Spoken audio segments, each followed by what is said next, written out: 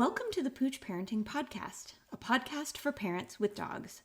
I'm Michelle Stern, a certified professional dog trainer, mom, and former teacher. Living with kids and dogs at the same time can feel like a circus. I know because I lived it too.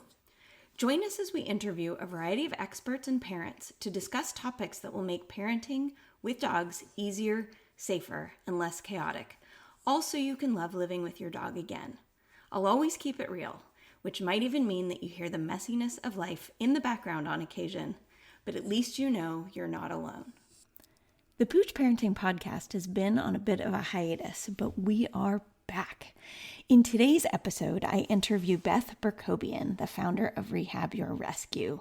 We discuss a few case studies in which we support dogs in making good choices and learning to stay behind a barrier so that we can keep dogs, toddlers, and babies safe, and most importantly, so that we can support their parents in feeling good about parenting their kids and dogs at the same time.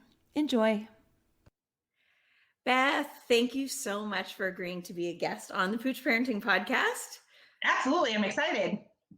Well, you are here because you are an incredible dog trainer, and even though you're not a child specialist, you can help us with some super important things that often happen with families who've got kids and dogs. So what we're going to talk about, I'm going to just give a little brief overview and then I'll have you introduce yourself, is the concept of how we can train dogs to be comfortable behind a barrier, because barriers are part of life when you're juggling kids and dogs. And we'll talk about a couple of case studies, which I think are going to be awesome. And you're going to just talk about sort of the training perspective, and I can throw in the kid perspective. But I want our listeners to just feel some relief. I want them to feel like there's a light at the end of the tunnel. Their dog doesn't constantly have to be on the wrong side of the barrier. And anyway, I want them to feel like there is hope for this crazy circus. But before we dive in, why don't you introduce yourself and then we'll get started. Absolutely. It's such a pleasure to be here. My name is Beth Berkobien, and I am the owner and behavior consultant with Rehab Your Rescue Behavior Services in Dallas, Texas. I have a master's in animal behavior from the University of Wisconsin-Madison. I'm certified in separation anxiety, and I specialize in the rescue dog, which of course proposes their own sets of challenges. And I have plenty of clients that have kids and dogs and cats. So it's fun kind of juggling all of those aspects. It certainly is. So you know what this can be like. I mean, you throw a cat into the mix with the wrong kind of dog. I say wrong in like air quotes, the kind that wants to chase it or eat it. And you have another challenge that's happening in terms of like just another thing that poor parents who are tired have to manage. And it can be so hard and overwhelming. Yeah, it really can be. And even though I don't have children, I can still empathize with kind of what's going on. I think sometimes raising a puppy feels like it's a child. And I just got done raising a puppy, and I know I lost a lot of sleep. But even though I don't have children myself, I've certainly done a lot of research, and I have plenty of colleagues that I fall back on, like you. When I do have a new baby in the home for clients, I make sure I fall back on those specialists. I love that. I love that we have a village. I think that's super important. I have people that I go to also for that. There are a few of us, there's not very many who can do it. But honestly, at the end of the day, if you're a parent and a dog trainer, then you already have more insight than a lot of other people. So it's not rocket science, but it does take a lot of empathy. You know, I think that's really the number one thing that specialty requires, is somebody who's really going to be able to virtually hug the parents. I mean, I see my clients over video, but who can virtually hug the parents and make them feel like you're going to make everything okay again, because they're just so exhausted. All right. So let's dive in with a case study. So I'm going to share one of mine, and then you're going to share one of yours. So this is a woman, the loveliest, most devoted woman. She's got a Doberman puppy who is now about 5.5 months old. Lovely dog, very kind and silly and full of shenanigans, but not a mean bone in his body. She has I think her son is 3 or I think he's 3, and she has a baby. Like 4 months old. So whenever I see her, whenever I see her on video, she's wearing the baby and Yeah. juggling this very athletic puppy on Yeah. top of the two littles. Yeah. And we have set up a great system where we have a kid zone, and we are working on a puppy zone. But the problem that we're facing is that the puppy zone doesn't stay a puppy zone because the puppy jumps out of it because Okay. he's so athletic and agile that he hops over. So I have an idea, and we have talked about some plans for how to motivate him to stay on his side of the barrier. Yeah. But I want you to walk us through what she can do so that we can help other people who are in a similar situation. Yeah, absolutely. So the very first thing I would do is I would make his area really spectacular and an area he wants to stay in and an area he wants to be in. So I would have lots of fun things for him to do in there. I would have a really nice comfy cozy area for him to be in. I would have a crate that we could, if the puppy can crate, if he doesn't have any confinement issues. He can. Yeah, he can. Great. Yep. Then I would want to have a crate back there too, so that if all else fails, we can do a verbal cue to the crate and then lock and shut the door. So I'd work really hard on a verbal cue to the crate. In the meantime, we could back tie. So if we had to, and the puppy was going over all the time, we could always back tie, which means that we would take. I like to take a harness that has a back clip, but if all you have is like an easy walk harness, I just did it for my clients. Is I took that easy walk harness, I flipped it upside down, and put the attachment on the back, and I clipped it to there. And so then I took a leash. That's a pretty sturdy leash. Or if your dog is a chewer, then I would get, like an outside tether that they can't chew through. And then all I did was I went to their bathroom door, hooked it around the handle on the inside of the bathroom door, and then closed it so that they couldn't, it wouldn't slip off the handle on the other side or pop off the handle. And that kept that would keep the puppy on that side of the tether, of the barrier. The other thing I would think about doing is like a treat system. Like a manners minder or a treat and train, where you could set that at a distance and you could teach your puppy when he approaches the barrier, we hit that button. And then he's like, oh, wait, moving away from the barrier gives me food. And that would help build some of that staying in that barrier and rewarding for not hopping over, removing for moving away. So those are just some of the things. And lick-it mats. I love lick-it mats. If they're not a destroyer, I would do a lick-it mat. I would take a lick-it mat and stick a couple of them to the wall, varying degrees of value. So like maybe one is dog food, maybe one's peanut butter, or maybe one's cream cheese, or whatever that dog finds a really high value, because the dog decides what's value, not us. So we have to figure out what is his value system and making it really exciting over there, because especially with a toddler, it's going to be really exciting over on this side of the barrier. And we don't want them to be like, oh, let's go play with the toddler, when he's probably putting teeth on the toddler because he's also a toddler. So I would just make it really interesting over on his side of the world. Yeah, I mean, your perception is so helpful, because that a toddler playing Lego on the floor is pretty much the best thing there is, right? Because I think that this young dog sees the toddler as another puppy, and he's fun and he's noisy and he wrestles and he's a super cool kid, but the dog sees that and wants to be around him. So let me just reiterate a couple of things that you said, because they were money. Basically, they were amazing. So a tether / back tie, where the dog has a limited range of movement and literally can't go beyond a certain distance because it's tied up. I do want to say that one thing I add to that generally is just, again, to make sure there is a barrier, because I never want a dog to be approached without their consent. Correct. So I would never tether a dog to something where the child can access that dog, because that's not fair to anybody. But what you said in this context is exactly perfect, because it's already behind a barrier and you're just incentivizing them to stay on that side of the barrier. You're saying, oh, you're having trouble. I see you're having trouble. The natural consequence is I'm going to prevent you from being able to jump over in the first place, right? Yeah, and prevention's always key. And I think one more thing I would add is a taller, like if they only have one that's hip height, let's get a tall one. Let's get one of those ones that is, waist height or taller, that they're not going to be as apt to go over. And for my very athletic English setter puppy, I have two barriers. So I did a gait that's hip high, and then I did an X pen that is chest height on me, and that is enough for him. That just visual of it being up higher than the other gate, he was like, okay, I won't go over anymore. So sometimes You have we a just need to pen add in a front. So you have a pen in front of a gate. Okay. I do.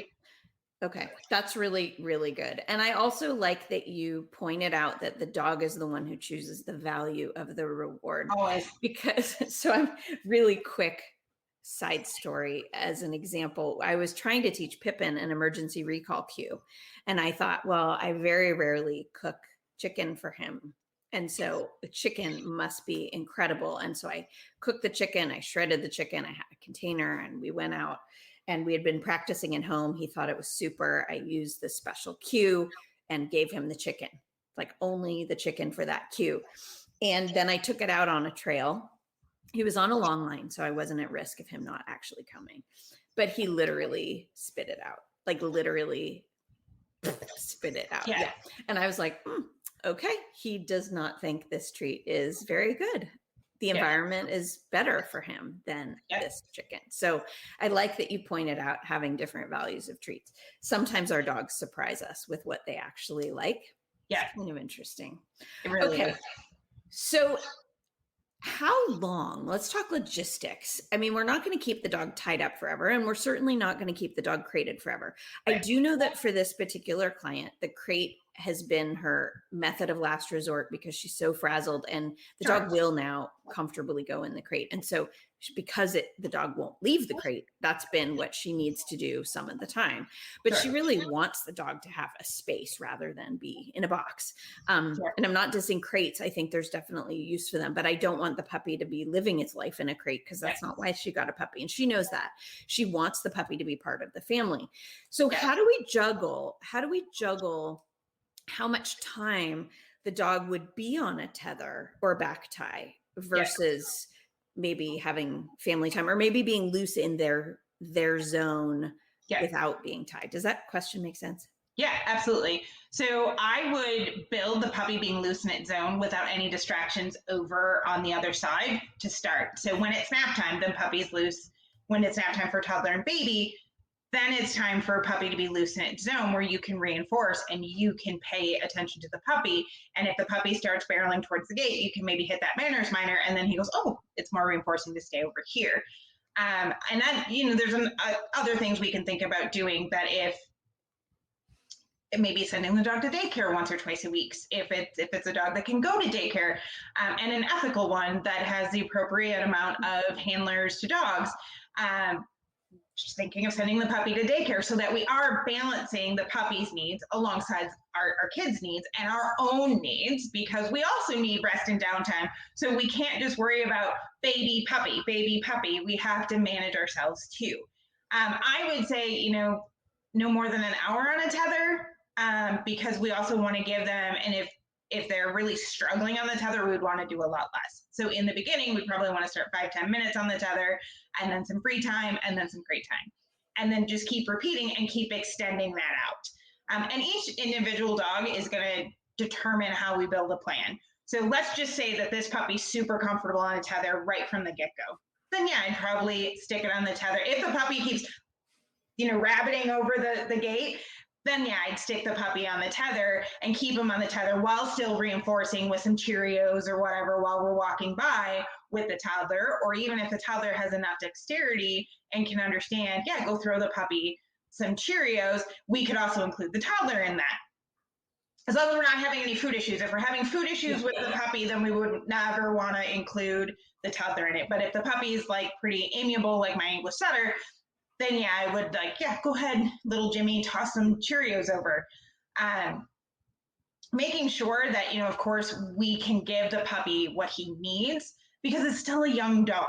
So we do want to make sure that we're getting enough exercise, we're getting enough enrichment, and we're taking care of all of those needs on top of, tethering and training in that little area.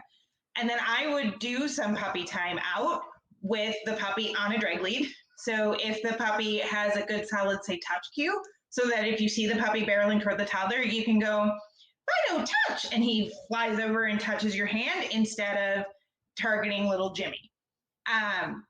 Or you could also back tie to a piece of furniture if you want to have some toddler time out with the puppy too.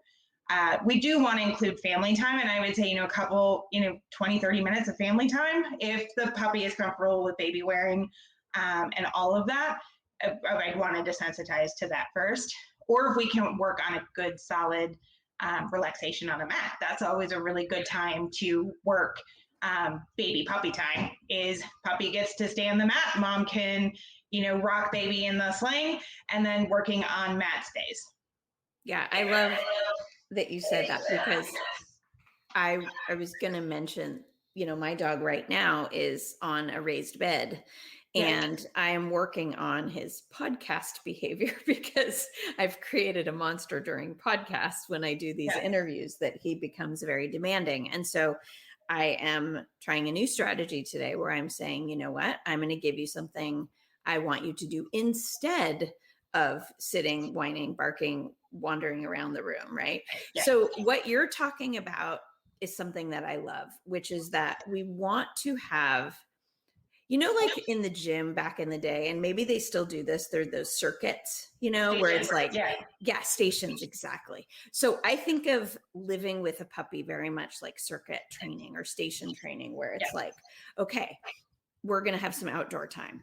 Then we're going to have some nap time. Then we're going to have some food and other time, then some designated training time, then snuggle time, right? And we're constantly going through and doing a variety of things, because the dog is a living, breathing, sentient creature who has lots of needs, some of which are for love and snuggles, and some of which are for structure.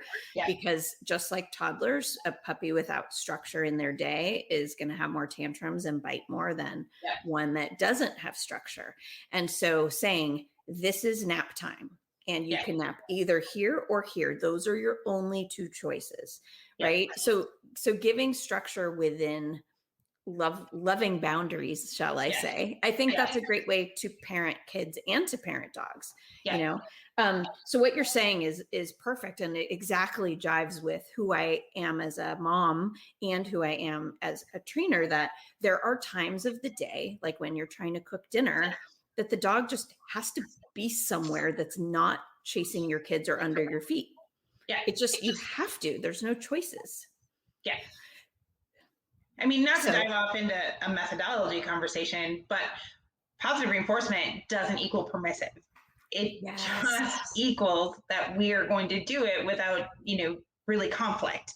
So I'm not going to be permissive just because I'm using a positive method. I just want to do it in the less conflicting way possible for the dog and the child and the human, because I don't want it to be, conflicting for the human as well, and for the human parent, because that's what I find is so much guilt. One of my own clients had so much guilt around putting a dog behind a barrier, and I was like, absolutely not. No. We need to. This dog doesn't know what this being is that's come into this home, and they think it's an alien, and so now we have to teach him that this alien belongs here, and we need to build apathy. So the only way to do that is by giving him his own space, and then bringing him in slowly and showing him that this new thing is to be ignored while he's tiny.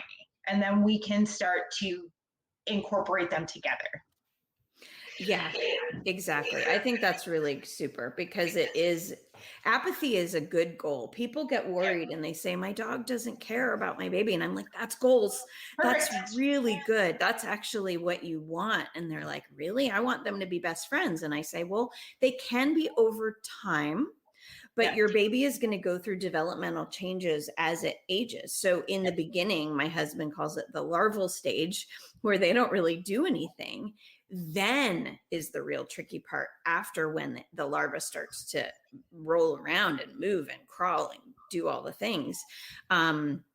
That is a very challenging time for dogs. But what's also challenging for dogs during the larval stage is that you are not your best, because you're tired and you're all adapting to this new thing. So even though the baby itself is not necessarily a problem for the dog in the very beginning, the lifestyle change is. And I see a lot of people, actually, let me just throw this in here real quick and see what you would have to say. I see this a lot, where people will say that the dog has suddenly started to regress in terms of house training. That Yeah. I have a newborn, my newborn's 15 days old, and my perfectly behaved house trained dog is now peeing and pooping in the house. What is going on? Yeah. And that's, in my opinion, a stress response to a very large shift in what's happening in the family dynamic. What would you tell this client from your perspective? Yeah, and I agree. There's so many emotions rolling around when you've just had a baby. I can't even imagine. I've seen it plenty with my clients, and I know it's exhausting, and I know it's overwhelming. I would tell that client, it's okay. They're stressed. You're stressed. Everything's changing, even though it feels like your routine is staying the same. It's not.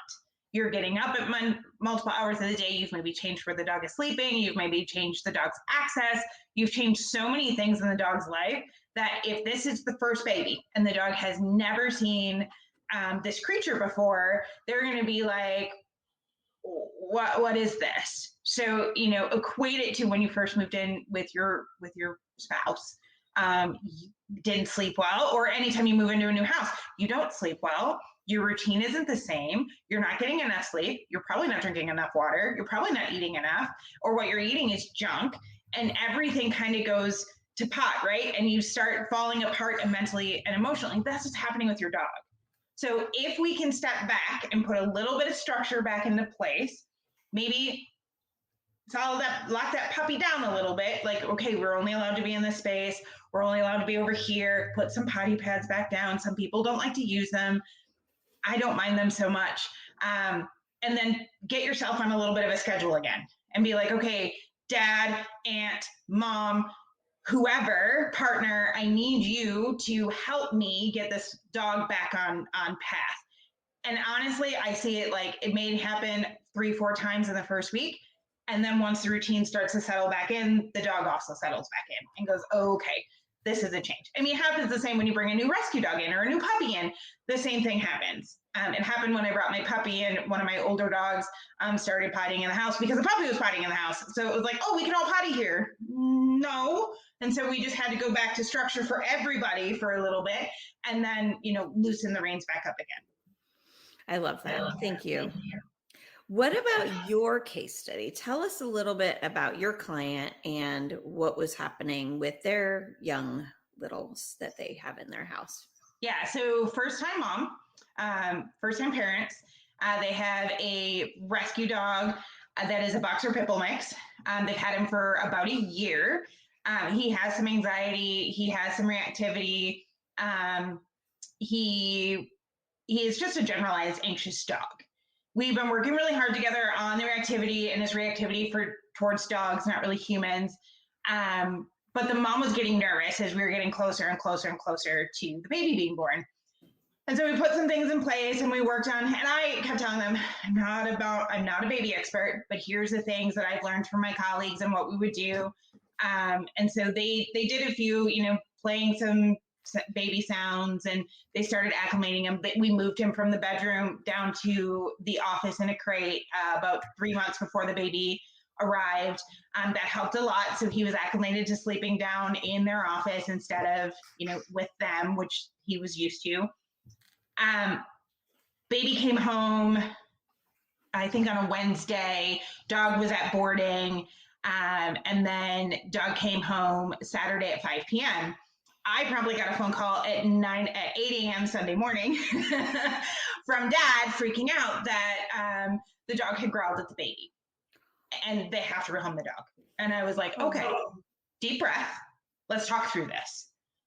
Let's talk through what's going on. Let's talk through where we have him. Let's talk through what's happening. And I said, all right, what time can I come over to your house? And they're like, it's Sunday. And I'm like, I understand. What time can I come over to your house? And let's get some things in place because I don't want you to struggle until I can see you on Wednesday or Thursday. We set a time. I went over at 11 a.m. The very first thing I did, I called a dog and baby specialist. That's a colleague friend of mine. I sent her a text. I'm like, I need help. I have to put a plan together. What do I do? And it wasn't, for some reason, and I think it was because I hadn't had coffee, it wasn't clicking for me the plan to put into place. And I'm sorry that I'm going to equate it to this, but she said, treat it like it's a cat. And I went, oh, I can do that. Because I put cat and dog plans into place all the time. And so I was like, yep, I got it now. I understand.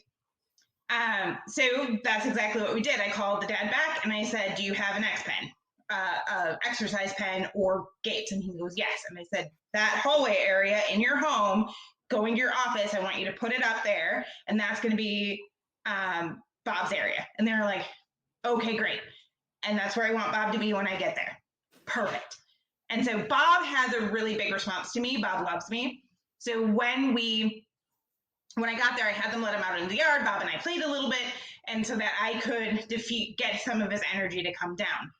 And then that's exactly what I did. Is I took his harness, I flipped it upside down. I showed him how to do a back tie, and then I showed him how to send him away from the gate. And so, because Bob would get really every time mom came near the gate with baby, Bob would get really over aroused. So I would just send Bob away from the gate and be like, okay, Bob, let's move away from the gate when baby approaches. So then he got to the point where mom would walk towards the gate and Bob would move away. Beautiful. And then he started getting a little anxious and he wasn't settling because he's a very anxious dog. So I said, I think we need to talk to your vet about getting some help. And so we did. They talked to their vet. We got some pharmaceuticals on board, which don't ever feel like you can't do that. Like if your dog is truly struggling and you're truly struggling, call your vet. And especially if your behavior professional says, hey, I think this would help get us through and help build a plan and just bring him down a little bit, because Bob wasn't used to being away from his family. So when we separated him, Bob was like, Dad, where did you go? You know, it was very stressful for him. Then we got a manners minder. And so it's a little treat and train device. You press the little button, treats come out, and we set it at the back of the room. And when Bob would get upset about baby, when they were on the other side of the room, we just pressed the manners minder. So baby fussing equated food for Bob, which created a positive conditioned emotional response towards baby. So right? Good. So that's every time baby would squawk, we'd either throw treats or hit the manners minder. Every time. So then he was like, oh, baby squawks, I get food. This is great. And then we were able to start weaning that down. And then we just put a plan in place. And I'm like, okay, you need a nap, Bob goes in crate. You want to spend time with baby, Bob goes behind gate. You want to, and then we started carrying baby and Bob being on a mat. And teaching Bob to keep all 4 feet on the floor. And we just worked on that very slowly. And then I handed him off to a professional that specializes in dogs and babies, because that's not my specialty. And so I think it's really important for trainers to stay in their niche. And I could have done it, but would I have given them the best version? Absolutely not. So I handed them off and now they're doing amazing. And they still check in with me and still tell me how amazing they're doing. And they're grateful. They're grateful that I said, not me, here's this expert, but I'll still support you. So I could have said, oh no, this isn't me, I'm not going to help you. But as trainers, we know how to at least get the basics in place for everything. Like we can just give you the basics and then stopgap you till you can get to a professional. And if a trainer tells you they know everything, run from them. Yes, run for the hills. And a lot of us love collaborating. Like that's totally my jam. I send people constantly to reactive experts and separation anxiety experts and, you know, whatever the issue might be, because we can't be good at everything and we can pick one little thing that we tend to have a knack for. And we have smart friends. I think that's one thing that I love so much, especially about hosting this podcast, is that I feel like now I have this huge arsenal of experts, whether it's parenting experts, gentle parenting, mindset, you know, like Matt, anybody. Some of our friends are just brilliant. And I love that I can say, oh my gosh, can you help me with this client? Or can you see them virtually? Like, just like you said, sometimes we need somebody who's going to coach us through the initial steps and then we hand them off to somebody else.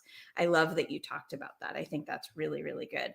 And also just to address the idea that one negative interaction doesn't mean you have to get rid of your dog. You love your dog. We know that. And it's terrifying. You created this little creature. You developed it inside your body for almost 10 months. And it's terrifying to think that something could happen to this new baby.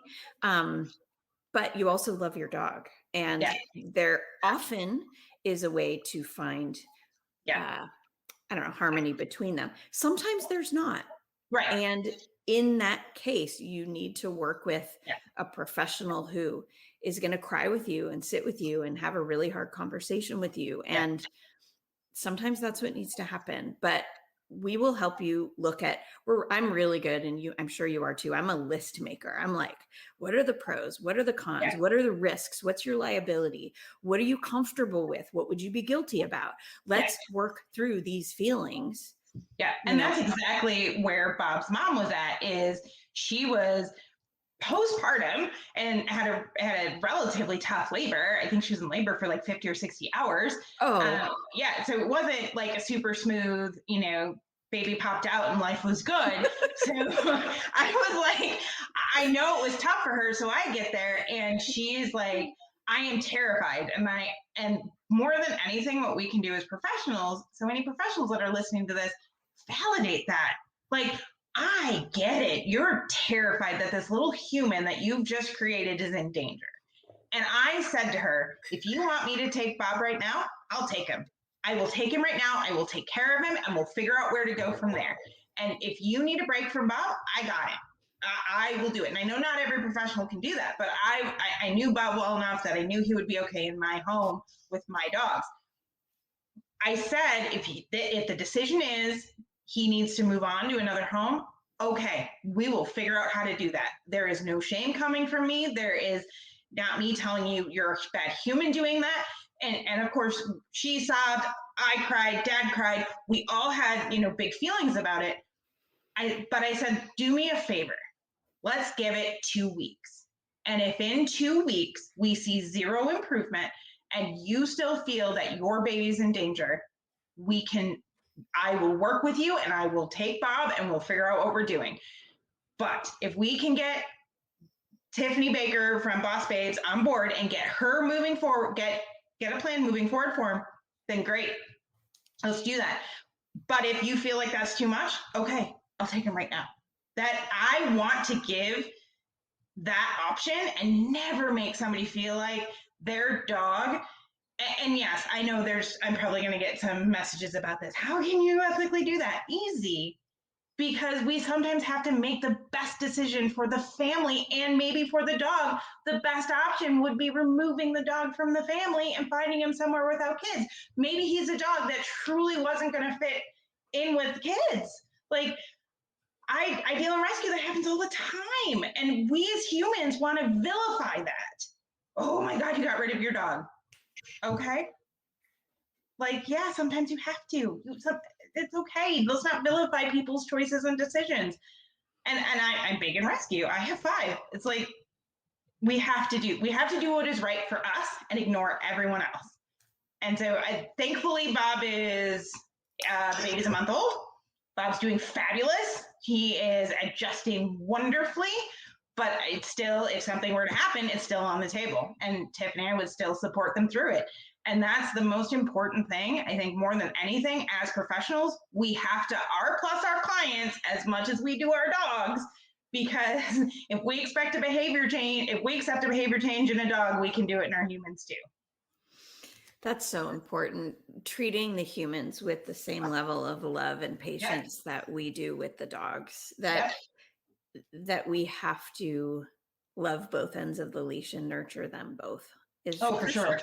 And any trainer that doesn't make you feel that way is probably not somebody that you want to keep working with. Somebody that's judging you or making you feel guilty because you didn't do your homework. I mean, yeah, if you want really great progress, you're going to practice, but you can still dogs are so amazing. You can probably make practice with minimal effort. I mean, I talk a lot. I know this sounds absurd, and I know it's not going to make insane behavior change, but I often talk about training your dog when you're on the toilet because I know it seems insane, but I even have a photo of this, which I haven't shared yet, but I just took the photo the other day of a jar of treats on the back of my toilet, because I just want people to realize that it could just take 3 minutes of time every once in a while, that we can practice little things when we're sitting there trapped and have nothing else to do.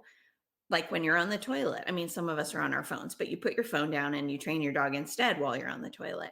That little tiny doable practices make a big impact. It doesn't have to be a training class. It doesn't have to be a marathon training session. I mean, my dog, I did a little training session with him yesterday.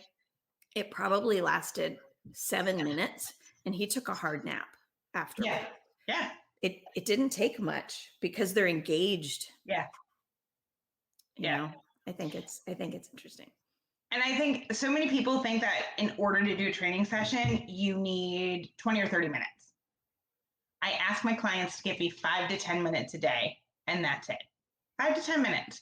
Now, when you, if anyone ever works with me and you see my very first email, you go, oh my God, because it has, it's 14 pages long and it has a ton of information in it. But I chunk it down so that you can take it in little bites of the elephant. I always think I equate it back to college. So if I crammed the night before for my test, I retained nothing. But if I studied every day for 20 minutes up until that test, I retained that information. So it's the same thing with our dog. If we're just doing little bits every day, 1 or 2 sessions, 5, 10 minutes, they're going to retain it and they're going to learn it so much faster and they're going to progress so much faster than if we're just throwing everything at them at once. Yeah, I think that's really great advice. Well, in respect of our listeners, I think we're going to wrap this up because, again, shorter is sometimes better.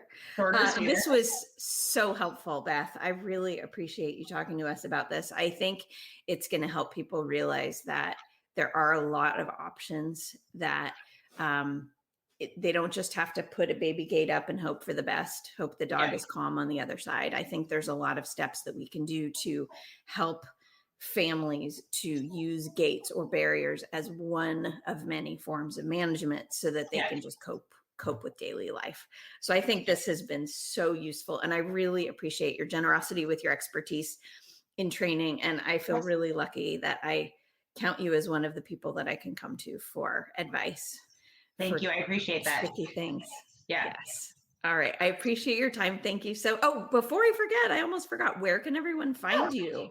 I'm at Rehab Your Rescue everywhere: Instagram, Facebook, and TikTok. I have joined the TikTok, so if you'd like to come support me over there, Rehab Your Rescue pretty much everywhere. Okay. Well, TikTok is a rabbit hole, and I usually end up laughing so hard I almost pee my pants every time I go on TikTok. So now you've given me an excuse to go back on it. Okay, that sounds great. Thank you so much, Beth. You're welcome. Thank you for having me.